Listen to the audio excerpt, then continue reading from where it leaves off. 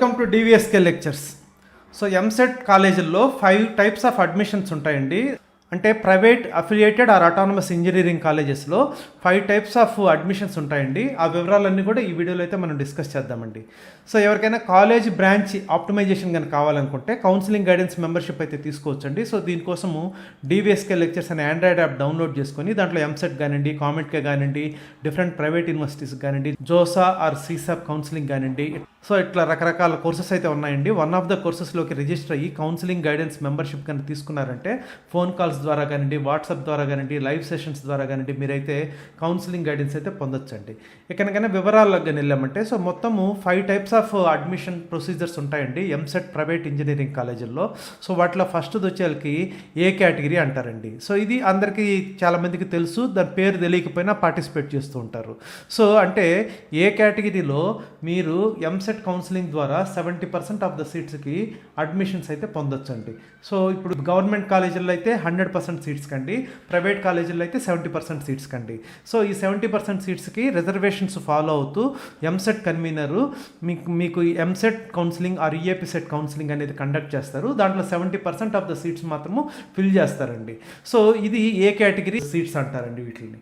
So next వచ్చేకి B కేటగిరీలో 2 రకాలు ఉంటాయండి. సో ఫస్ట్ది వచ్చేకి నాన్ ఎన్ఆర్ఐ కోటా అంటారండి. సో ఈ నాన్ ఎన్ఆర్ఐ కోటా అంటే ఇది మెరిట్ కోటా అండి. సో దీంట్లో మెరిట్ ప్రకారం అడ్మిషన్స్ అనేటివి ఇవ్వడం జరుగుతుంది. సో దీని మీద ప్రొసీజర్స్ ఎలా అనే దాని మీద నేను చాలా వీడియోస్ అయితే చేస్తున్నానండి. సో ఆ ప్రీవియస్ వీడియోస్ అయితే చూడండి. అదేవిధంగా బి కేటగిరీలోనే ఇంకొక రకం ఉందండి, ఇది ఎన్ఆర్ఐ కోటా అంటారండి. సో ఇది ఎన్ఆర్ఐ కోటా అంటే యాక్చువల్గా ఎన్ఆర్ఐస్కి పెట్టిన కోటా అండి ఇది.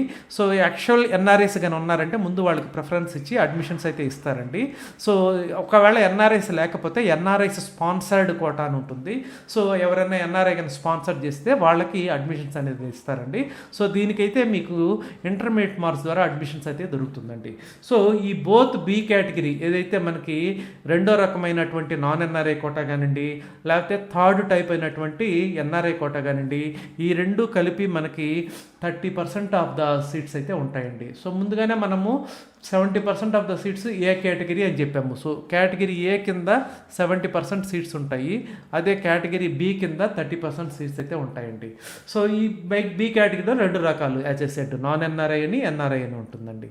సో నెక్స్ట్ వచ్చేకి ఇంటర్నల్ స్లైడింగ్ అండి. సో ఇంటర్నల్ స్లైడింగ్ అంటే admissions first phase, second phase, last phase అయిపోయిన తర్వాత మీకు అదే కాలేజీలో సపోజ్ సిఎస్సిలో 2 సీట్స్ ఉన్నాయి, ఈసీలో 2 సీట్స్ ఉన్నాయి, అప్పుడు ఆ కాలేజీలో అడ్మిషన్ తీసుకున్న వాళ్ళకి మాత్రమే ఇంటర్నల్ స్లైడింగ్ అనేది కండక్ట్ చేస్తారండి. అంటే దీంట్లో ఒక కాలేజీ నుంచి ఇంకో కాలేజీకి మారడం అనేది జరగదు, బట్ అదే కాలేజీలో అడ్మిషన్ తీసుకున్న వాళ్ళు బ్రాంచ్ మారచ్చు. అంటే సిఎస్సిలో 2 సీట్స్ ఖాళీగా ఉన్నప్పుడు ఈసీ వాళ్ళు కానివ్వండి, లేకపోతే ట్రిపుల్ ఈ వాళ్ళు కానివ్వండి, ఆ సిఎస్సి సీట్స్కి లేకపోతే ఈసీ సీట్స్కి మారడానికి ఒక కౌన్సిలింగ్ లాగా కండక్ట్ చేస్తారండి. దీన్ని ఇంటర్నల్ స్లైడింగ్ అంటారండి. ఇది 4th type of admissions. So next వచ్చేకి స్పాట్ అడ్మిషన్స్ అంటారండి. ఇది లాస్ట్ది.